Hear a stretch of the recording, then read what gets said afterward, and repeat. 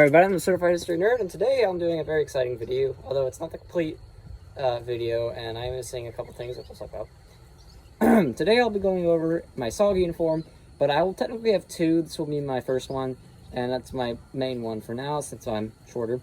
I'll be portraying a Indigenous Grenadier. Cultural appropriation, yay! Okay, now that we got that out of the way, yes, I will be portraying an Indigenous Asian. As you can see, I am not Asian. But I will be wearing aviators as oh my god, I almost just said Asian. As the Vietnamese really enjoy the aviators, so, you know, yeah. Before we start, let me talk about some inaccurate things, or things I don't have, things I haven't done, whatever. So first things first, clips. I do have this Air Force clip, and I should have another one here.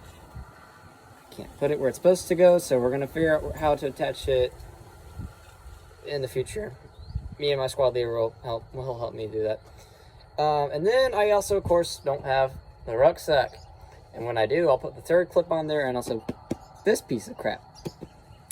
Then what else is? Oh, so technically this is a third pattern jacket and pants. You won't tell. I unsewed the bottom pockets so that it looks more like the actual, you know, tiger stripe ones, the uniforms that they would use for them. Yeah, so, yeah, technicality. Also, really more of a technical thing is the type of tiger stripe, because there's 3 different types. This is the late war one, which was like barely even used, but nah, it works for now, so who cares? Some people probably do care a lot, but you know what? I don't, because it works. It's fine. I don't think many people are really going to throw a big fuss over it. And if you do, you're stupid. I was going to say something else, but I might get this video done one time. Not the one time, but strike if I do. It wasn't that bad. It's just, yeah. Okay, did I get everything? I think so. So, let's talk about MacVSog and what they are. And let me adjust this real quick, because it's way too down. There we go. So, MacVSog stands for Military Assistance Command Vietnam Studies and Observations Group. So they did a lot of behind enemy lines reconnaissance, so taking photos of, you know, vehicles, positions, all that good stuff, training. They also just basically it's a lot of that. So there's, yeah, it's basically what they would do. They would be cut into teams of typically around about the same as a normal squad, so about 10 to 13. And they would have, of course, all the different roles. Of course, MacVSog, what they would do is, and I'll talk about that a bit, is they would do a lot of things that the modern military kind of like to do, and they also try not to trace themselves back to the U.S., so they would get a lot of indigenous people, as I'm portraying. Uniform-wise, not looks. But I will have an American uniform, so I will... And that's just, you know, the third patterns, and that will be a cool one. And when I get everything for that, which should be actually soon, I will definitely show all that off, because that will be fun. So let's start off with the actual uniform itself. Of course, I have the third patterns, but I have tiger stripe tunic and pants with third pattern boots and a tiger stripe boonie. Fun fact: boonies were actually not the most common to see. You would actually see a lot of the the triangle bandages, which I got today. And that will be what I use for the American stuff. But yeah, boonies, pretty common, not as common as the triangle bandage. Indigenous, of course the Indigenous made the tiger stripe, and they really like the tiger stripe, so of course they're going to use it a lot more. So for the actual equipment, there's a lot you can do. Of course, I forgot to say this at the beginning, my group, we are portraying RT Texas, or Reconnaissance Team Texas. So there's a few things that are specific to RT Texas that are a little different from other groups, and I'll talk about that. So typically, you can run different kinds of belts. You can do a green bar belt from the Korean War. You can go with an Infant 6 belt with Infant 6 suspenders, or of course later on, and we might some of us are going to do this. Actually, most of us, I think, are going to run the Stabo rig, which was just easier for extraction, and yeah. So basically, it worked as your suspenders, but that would help you extract easier, and I'll explain the other form of extraction, which is on me.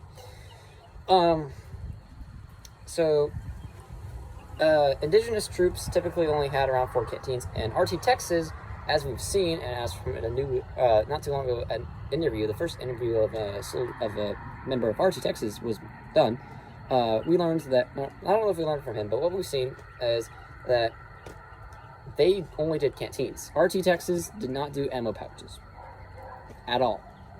Also, of course, I'm not a rifleman, but all riflemen would basically every single rifleman had a chest rig, which was also quite interesting. It's so interesting to hear how different RT groups have different things. You know, someone from RT Idaho might not have ever used 30 rounders. Meanwhile, RT Texas is using 30 rounders like it's nothing, like there's no tomorrow. It's all over the place. Equipment. The good thing about SOG is equipment can really be whatever you want, depending on the RT, of course. So yeah, as Indigenous though, I have 4 canteen pouches. I have these 2, which they have some magazines and socks in it at the moment, so wood blocks and socks. That rhymed. But these will have my magazines, and they'll carry 2 30 rounds and 5 20 rounders. Could carry 6, technically 7, but good luck with the 7. But you could carry 5 20 rounders and 30 rounder in each. Then I have my 2. I have the M56 stuff, by the way. I forgot to mention that. I have 2 canteens with canteen covers and the Jungle First Aid pouch, which I got today, and I really like it. It's really cool. And it is a really interesting piece of equipment. You mostly see it on the back, however, some soldiers would carry it more on the front. My squad leader, specifically, he has a barbell, and he carries it on his front. Other RTs would have ammo pouches, and typically Americans would have 6 canteens, so when I do my American impression, I'm going to have to get 2 more canteen covers. So yeah, for that. Of course, I have the M56 suspenders. Here's that one clip. On that, I have the extraction cord, or what's called a Swiss seat. And basically, you would uncoil that, turn it into a seat, basically, and you extract it, and it goes to what should be the 2 hooks. Right now, for me, it's 1 hook. We'll figure out the second one. And it would extract you. However, that takes forever. So that's why they have the stable rig, because you just clip in and go. Way quicker. So, you know, all that. The stable rigs were made by Ciso. Same with the rucksacks. However, the rucksack I'm getting is not exactly a Ciso rucksack. But we're making it look like a Ciso rucksack. It's the one from Amazon, that, you know, that mini Alice pack. I don't know if I said mini like this. It's quite big. So, but yeah. We'll be using that, spraying it, making it look like a Ciso rucksack, and that's what we'll go with. And I've seen my squad leaders, and it looks really dope. I should have brought my aviators, but, you know, it's fine. Of course, one thing that's also SOG did was they taped. There's 3 kinds of tape. You had like what's called civilian green, so basically your standard dark green tape you can get anywhere. Then you'd also have electrical tape. Mostly it would be used on grenades, however some did use it for other places. Sorry. Then you had this OD green tape, which I have, and I think looks better because it camouflages better. So I have my bandage pouch, which has my bandage in it. And then I have here my USAF survival knife. This is original, by the way. A lot of this is original. The only things that are not original are the canteen covers and the belts. My suspenders and everything else I have on suspenders are original. This isn't, and nor is my bandolier, which I'll show in a bit. So here we have the USA Air Force survival knife, which SOG quite liked. There is other knives, of course. There's a lot of knives, actually. There was a specific SOG knife, however, yeah, I don't know. This was easy to find, and it's actually quite nice. I really like the USA survival knife. And if I was in SOG, I'd probably get my hand on this, because this is a really nice knife, I must say. Like, if I could get my hands on one in combat, that's my go-to. I have my Claymore bag here. And this will be carrying spare ammunition and grenades. Since I'm a Grenadier, I won't be carrying as much standard ammunition as other people. For my American loadout, when I have my 2 other canteens, I will have one with 40mm rounds probably, if not just standard lemon grenades, and the other one will I'll probably have lemon grenades and one with 40s, and then my rounds in here. That's probably how I'm gonna roll with it. So as you can see, not a lot of ammunition. So this Claymore bag is going to be helpful. Now, like I said, it's going to be strapped to my rucksack when I get it. Sorry again, don't know what's happening with my throat. But I'm going to be using this right now, and it'll, of course, be used for holding grenades and ammunition. So in this one, I have my actual grenades and socks. In this one, I have M56 ammunition pouch because it fits. Also, something I forgot to mention. SOG Texas, RT Texas, I believe, they still use their good old 1911 holsters. I'm carrying this specifically because since I won't be carrying as much, standard ammunition, I'm going to carry sidearm. Not everyone carried a sidearm. However, the two most common were the 1911 and the Colt high power. Wait, yes. No, not Colt high power, but the Browning high power. Sorry, not Colt. Wrong company. But I'm using my 1911, and it works. And, of course, as a Grenadier, since I'm, like I said, carrying less rifle ammunition, I need a sidearm.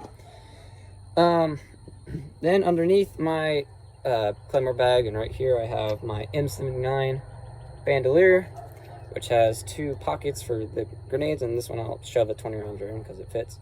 And that, of course, carries the 40mm rounds. It carries probably about 10. So, not the greatest amount, and that's why I still want a canteen pouch with them, so I have more. Of course, my weapon will be a CAR-15 with a 203 attached to it. So, yeah, that'll be nice. And I'm trying to think what else. Anything else specifically? Well, of course, like I said, gotta get the ruck. Some few things just changed. SOG's really interesting. It's cool to see all the different pieces of equipment people have, and all the different ways you can do it. RT Texas specifically, of course, I like that there's specifics for the different RT teams. And I will actually be doing an actual, hopefully I'll be able to do a reenactment in August for SOG, and I'll be carrying the Tiger Stripes with it. We will be doing a short film in June. Specifically, our film day right now is planned for June 23rd. So we'll get that done. It'll probably be posted by early July, so prepare for that, because that'll be fun. And we're going to get my squad leader to come down, and he'll record with us and his wife, so that'll be nice. But yeah, trying to think what else I want to say. Yeah, I can't think of it. Oh, go check out historical stuff with Grayson. He's my good friend. He's a part of the SOG as well. He has not released a video actually of his newest and latest SOG gear, but he's going to be our radioman, so he'll carry that big old PRC-25 in his ruck.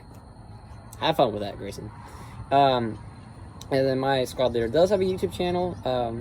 However, he was going to post a video on his channel for SOG stuff, but he hasn't yet. And when he does, I will announce it here. So if you want to go see the actual legit stuff from the man who does most of the work for us, me being new, which I much appreciate. You can go check that out. Now, his name on YouTube is Bernie Ben. However, it's or Borny. I don't know how the hell you pronounce it. It's a town in Texas. It's not spelt how it's pronounced, but yeah, good luck. You don't have to go find that. I will, whenever it comes out, I'll definitely put the link in the channel for his channel. Actually, I'll just do it in this video. I will link their channels in the description. But yeah. So for SOG, I basically got it all. A few things I need to change, and my American stuff will be the most accurate. And I'm going to be excited for that, because I think that's the American one. It's going to be nice. Also, soon I will have a SOG garrison uniform, so that will be cool. However, that won't be done till, oh, I don't know, probably early July. So yeah, sadly that won't be done anytime soon, but when it is, I will definitely show y'all, and I think y'all might like it because it's pretty interesting. So yeah, I feel like there's more things I could have said about SOG, but you know what, SOG's really special forces, not meant to be known to be US. Oh yeah, but why they take stuff, of course, was to cease the noise, make things not make much noise. And of course, a lot of stuff that we would get wouldn't be actually US made. Now everything I have here is US made, but however, there's other examples. I'm just not the best example. So yeah, anyways, that's all for my SOG uniform at the moment for the Indigenous Grenadier, minus the rucksack. So just imagine me with a rucksack. And there we go, that's basically that. But anyways, thank you all for watching, and I'll see you next time.